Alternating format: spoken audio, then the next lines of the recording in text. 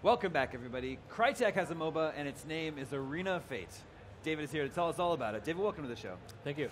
So, Arena of Fate. Yes. New MOBA coming up. Yep. What do we need to know? First thing to understand that not everybody understands what a MOBA is. Sure. That's a sort of subgenre. This game is a 5 versus 5 team arena brawler. So you're going to be playing with five persons on each team. Your objective is to score the most points in 20 minutes. That's one of the differentiators between us and other products, is that this is actually a timed game. So you start off, you're trying to score the most points on your team at the end of 20 minutes, or if you can get to 10 points before the other team does, that also ends the game. So you're guaranteed to get a game in 20 minutes or less.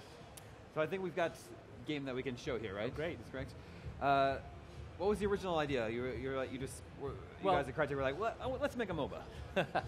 Well, what we started off with was a desire to make a game that would appeal to a lot of people, and we saw the explosive growth within the genre. Sure.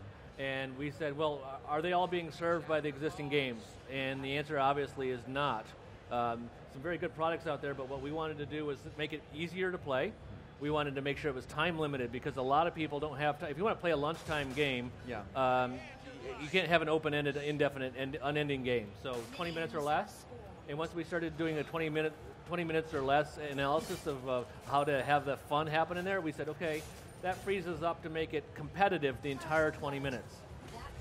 So yes, it was pursuing an audience that we thought was underserved and growing rapidly around the world with a game mechanic that people actually enjoy greatly, but they might be dissatisfied with some of the choices they have currently in that genre.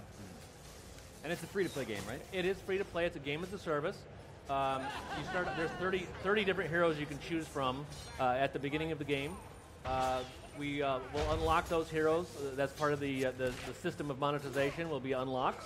But it's not a pay-to-win game. It is a play-to-win game. Your skill is really what matters.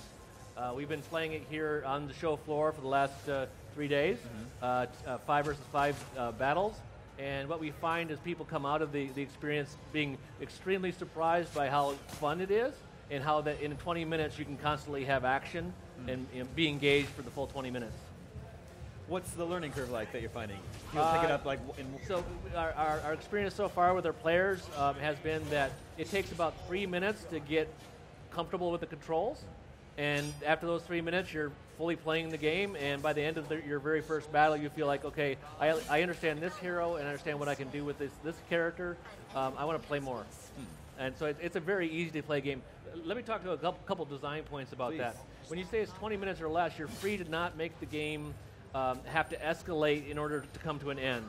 And so what we've concentrated on is making the decisions that you make a smaller set of decisions and at key points during the battle. We know it's 20 minutes, so we're able to pace those out during that. You level up at a fairly consistent rate, and then you're asked to make a choice. How do I take my hero and make that hero a little bit more what I need during this battle? In other games, there's huge numbers of choices to make. There's hundreds of items you have to choose. There's no items in this game. Okay. After you've been playing and you get to level 2, you're asked to make a choice of what's your 5th ability going to be. At level 3, do you want to be faster, stronger? Do you want to life steal? We make some very simple choices available to you, and we ask those choices repeatedly as you level up. When you play the next battle, you start all over again, making different choices, hopefully. One really important thing to notice, I don't know if you've seen the characters yet that are on the screen, but our heroes are from myth and legend, and so we're free to actually play Little Red Robin Hood alongside Jack the Ripper, alongside of Nikola Tesla. It's an interesting mix and matching of heroes and characters. Right now we're seeing basically, well, I should point out the scoring system. I think that's important to give context for what we're seeing right now. If you take down an enemy's tower, that's 1 point. And the towers in this game are pretty tough. So scoring that point that way, that's a hard thing to do, but if you're a coordinated, organized team, that's a good way to score a point. Another way to score a point is 7 kills. If your team is able to kill 7 opponents, your team gets 1 point. And the last and third way to score a point is to kill a Titan. And a Titan spawns later in the game, near the end, when you might need that point to come back. And with a 20-minute battle, the scoring tends to be fairly level. And since it's a score system that goes only up to 10, The differentiation there, that you're not going to ever get into a snowballing situation where you're behind by a huge amount, there's no chance for you to come back, and you have to endure it. You have to sit there and wait to lose the game. In this game, you're competitive right up to the very end.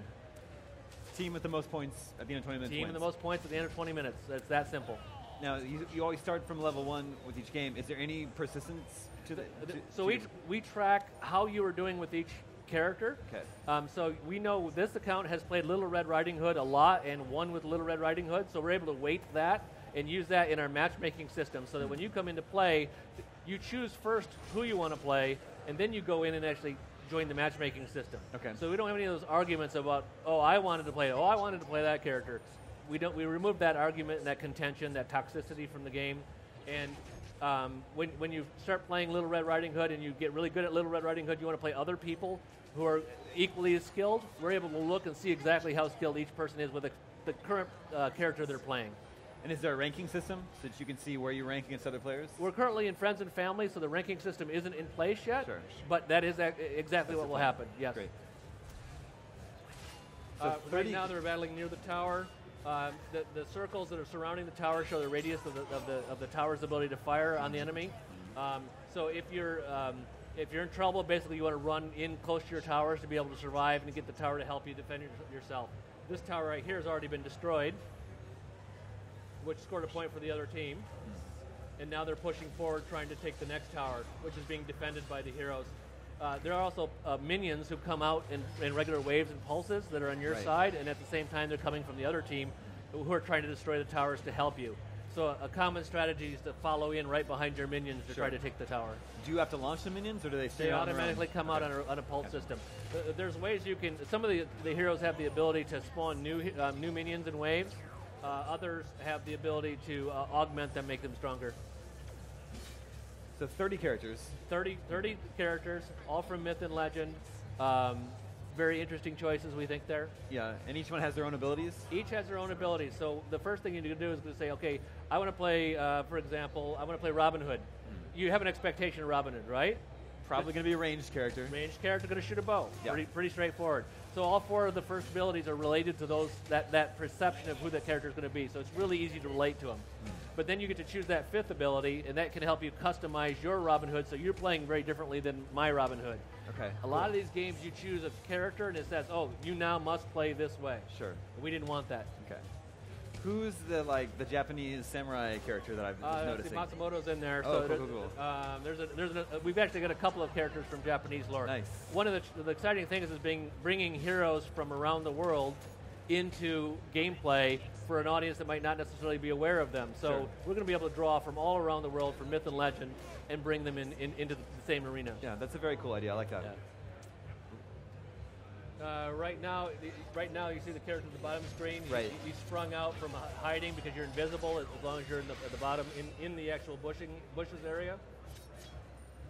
What other information is presented to us in the HUD here? I can see the score at the top of the screen. So at the bottom of the screen, you've got the 4 abilities, and then this character has chosen the 5th ability, which is a healing ability. It's got a cooldown on it, so you can't just spam it. You use it, then it cools down, and you can use it again, and depending upon which ability it has different cooldown length of time. To the left of his portrait, there are, in the bottom left-hand corner of the screen, those are our traits. Okay. And so those traits were chosen by that player during this battle. When it started off, those were all empty. There was no trait additions. But that character, what did they choose? They chose strength. They also chose the ability to life steal. So whenever they hit another character, they get a little bit of their life back from that character. So that customizes how this character plays. And that's an example of the on-the-fly. And there's an important thing is you don't have to remove yourself from battle in order to make those decisions. So all 20 minutes you're playing. Sure. How many different maps are there? There's 1 map. Okay. We've experimented with a variety of maps. This is a very symmetrical map. We went left, right, symmetrical. And we feel that some of the current maps in other games have an asymmetrical approach to them, which then they have to sort of counterbalance in their design. We thought, this is a sport. We want a sport feel. And so we've designed this to be very much designed along the lines of equality for both teams. So one map is the idea that, well, there's only one baseball diamond. There's only one baseball diamond. There's only one football field. Yeah. There's only one soccer pitch, right? Sure, so, yeah. What we have is a very good balanced experience. We'll probably make adjustments during our closed beta testing based upon player feedback. Mm-hmm. We have experimented with other models and types of maps, and we think if there's a demand in the future for them, the system's designed to support multiple maps. I see. This is our first one. We think there's going to be a lot of learning of the heroes first before we worry about multiple maps. What's the timeline? Do you have a launch date for Arena Fate? Right now we're in friends and family testing.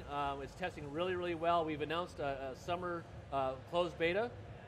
We believe it'll be early summer now based upon our successful testing. I see. If you go to arenafate.com, you can sign up right now for our beta. Very cool. Awesome. David, thank you so much. Thank you. If you have been curious about MOBAs, maybe check out Arena of Fate. Yes. You know what was a cool game? Hotline Miami. Hotline Miami 2 is up next.